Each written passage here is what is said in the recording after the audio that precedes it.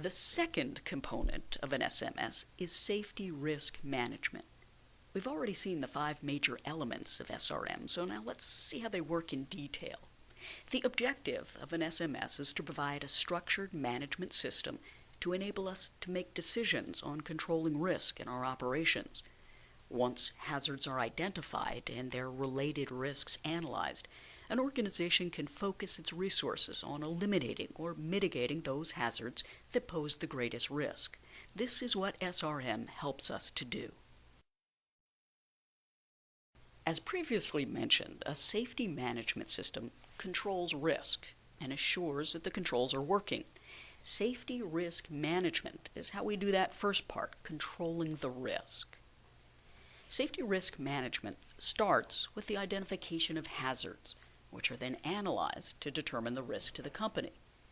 The information is assessed to determine if the risk is acceptable or not. And finally, unacceptable risks are mitigated through the implementation of risk controls. Each organization must define its own acceptable levels of risk and what levels of management are authorized to accept various degrees of risk. Safety assurance, that's where the whole operation is then monitored for the effectiveness of the controls and for the appearance of new hazards. Risk management is applied at 2 primary levels. The first is the process level, and the second is at the operational level. Process risk management has 3 main areas to consider. Policy, what needs to be done. Many risk decisions should be part of company policy, the result of careful deliberation about a broad range of situations. Policies convey to employees what they should do in various situations. For example, many operators prohibit circling approaches in instrument weather conditions. The second area is procedures, how to do it. Employees should be given procedures that have been developed in ways that take risk into account. For example, the selection and sequence of items on a checklist for operation, maintenance, and cabin safety help control human error. And third, controls, such as required inspection items, which defend against possible errors that could occur in the operation. Operational risk management is comprised of operational control and crew or team decision-making. The operational control aspects involve how risk management is employed on a mission-by-mission basis. Oversight by dispatchers, supervisors, flight followers helps to ensure that potentially hazardous conditions are identified and controlled during specific operations. Crew or team decision-making starts with frontline personnel, such as pilots, mechanics, cabin crews, and controllers. They must have tools and procedures that help them make decisions. We know the pilot in command is the final authority, but several levels of risk control should be employed. Organizations need to pay attention to all levels of risk management. System description, also called system description and task analysis, is the first step in the SRM process. This step is often skipped or done hastily, yet it's one of the most valuable activities an organization can do. It allows the company to understand what they do, who does it, and in which environment they achieve company goals. Pilot project participants have shared that they have found enormous value, financially and of efficiency, from taking the necessary time to complete this step. What is system description and task analysis? It is a design function involving the whole organization. It is a predictive method of hazard identification. When the dots do not connect, there is probably a hazard lurking there. Design it out. It is the foundation for a sound safety analysis. If you don't know who's on the team and what position they play, how can you expect to accomplish the goal? When is it used? It is used during the implementation phases of SMS, as you design your SMS. It is used to develop operational processes. It is used when a new hazard is identified. And it is used in conjunction with all operational changes, again, as you design your new system, process, or procedure. Who uses system and task analysis? You need an appropriately diverse team, stakeholders, and subject matter experts. Remember, the system description and task analysis need only be as complex as needed to design procedures, develop training, identify hazards, and to prepare documentation for employees and other users. The level of detail required will vary depending on the complexity and safety criticality of the processes involved. Detail beyond this point is not necessary. In past trainings or discussions, you've probably learned the importance of identifying facts versus inferences versus judgment. System and task analysis must concentrate on being factual so you can accurately consider any process's potential for causing a problem. Here we break those processes down into activities, the things people do, and workplace conditions. Now, why are these processes, activities, and workplace conditions important? Well, first let's take a look at workplace conditions, and then at the human activities. Here are several typical workplace conditions. These conditions exist for all processes. Unsatisfactory conditions can become hazards that exist before an accident. Understanding these factors and their effects on safety performance will help us to control them, which is the ultimate goal in managing risk. A poorly written or incomplete procedure can be rewritten. The marginal training class can be improved. The broken, missing, or worn out tools or equipment can be replaced or serviced. The hangar that is poorly lighted can be upgraded. These factors and many more workplace conditions have been contributing or causal factors to many accidents. If an organization can manage these, they will likely be managing their risk. And this leads us to the system safety attributes. In the earlier safety policy portion of the presentation, we said one of the keys to a system safety approach is to make sure safety is built into our systems. So what do we look for in the design of a system? A primary component of any well-designed functional system is the adequacy of certain attributes.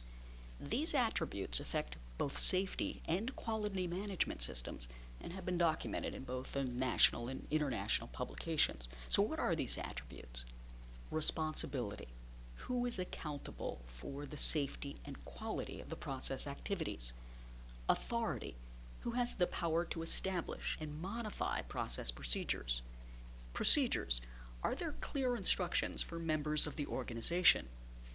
Controls.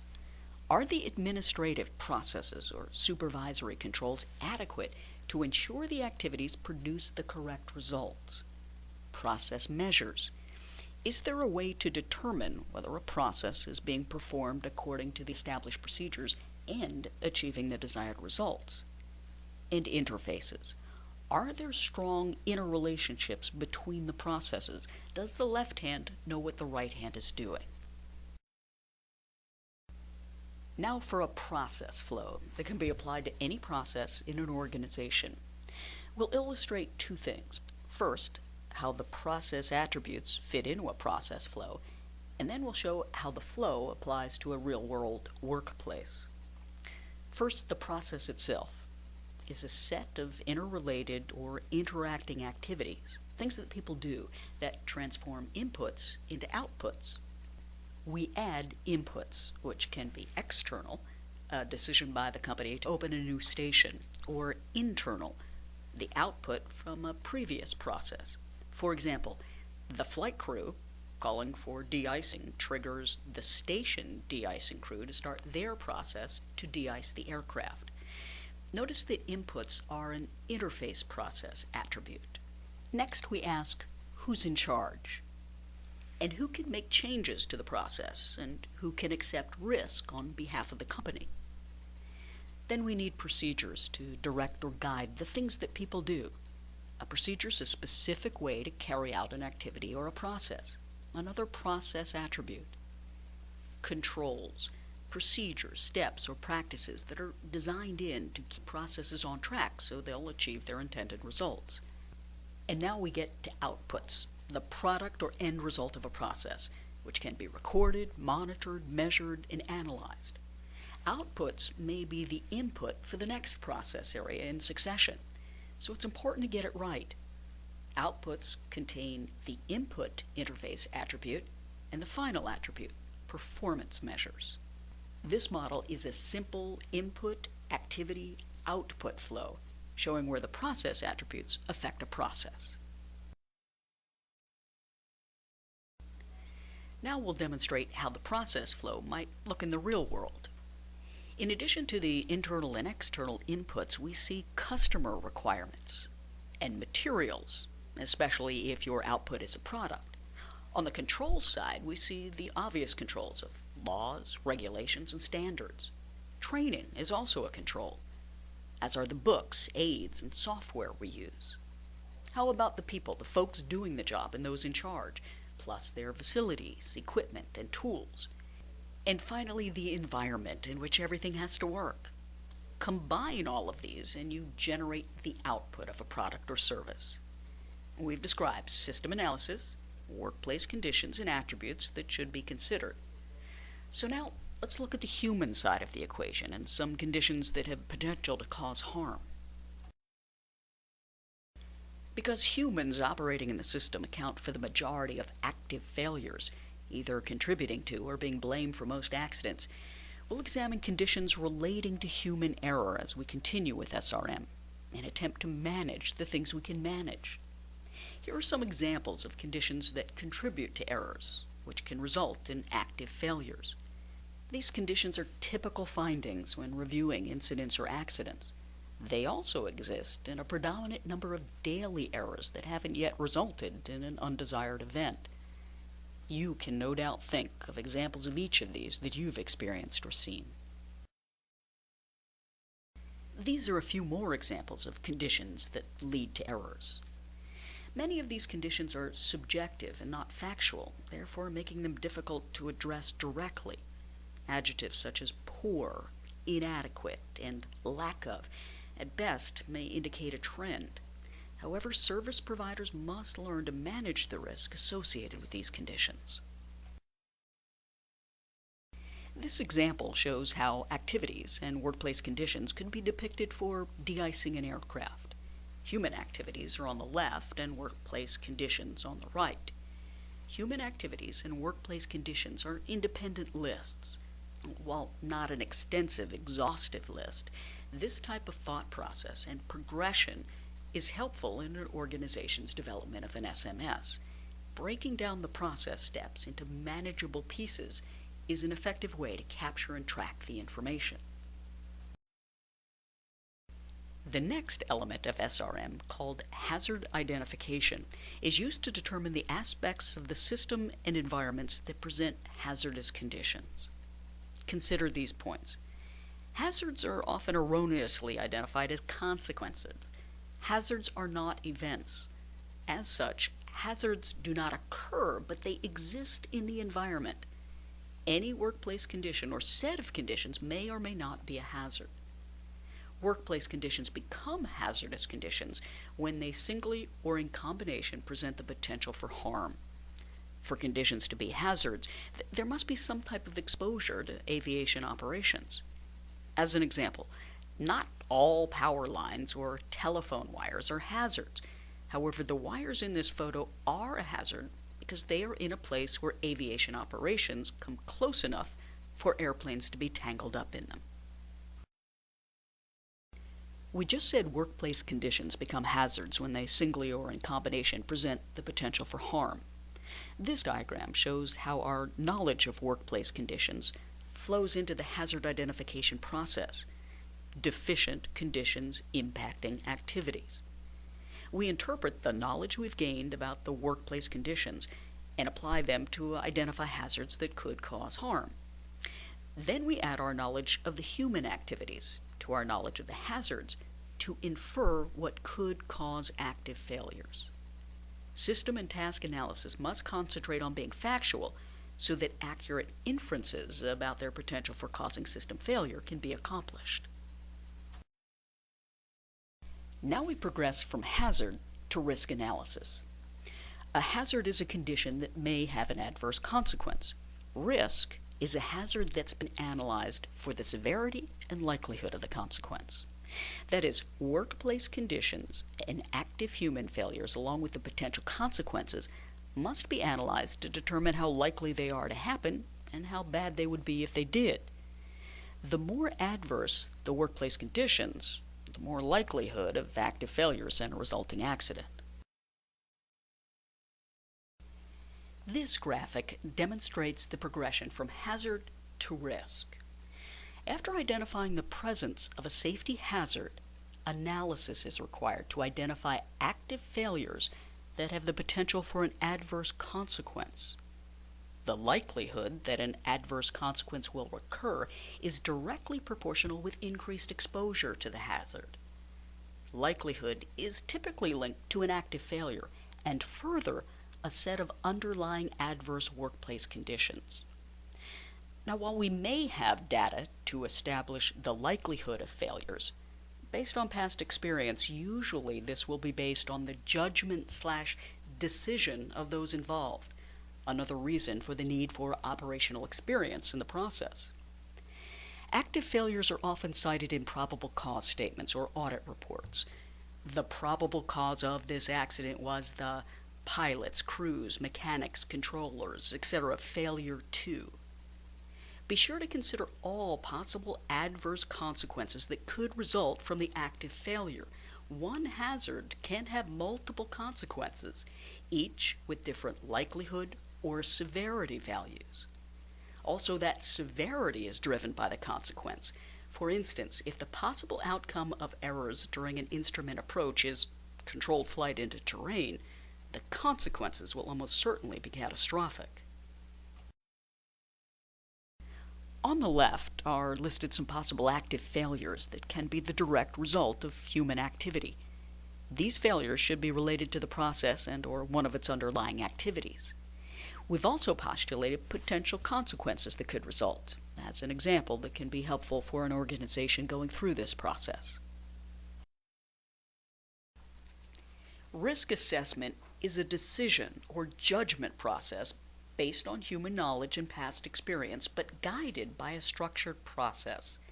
It determines the level of risk to assist in bottom-line decision-making. A risk matrix is a tool for looking at combined effects of likelihood and severity in order to prioritize resources and aid in decision-making. It's important to remember that a risk matrix is not risk assessment. It is only a tool to help determine which risks to address in what sequence. The risk assessment is a human activity of applying knowledge and experience in making judgments on likelihood and severity values. Color codes can help determine the acceptability or tolerability of risk. Is the risk acceptable? If so, the system can be put into operation. If not, there's more work to be done. Typically, tolerability and intolerability are indicated by using the color codes of green for acceptable risk, yellow for acceptable with mitigation, and red for unacceptable risk. The FAA does not require that there be a certain number of severity or likelihood levels and leaves the construction of the matrix up to the organization. At this point, risk assessment has two options possible. The risk is either acceptable or not acceptable. If judged acceptable, the SRM process is complete and the risk moves on to the safety assurance process for monitoring. If the risk is not acceptable, then risk controls are required to mitigate or reduce the risk.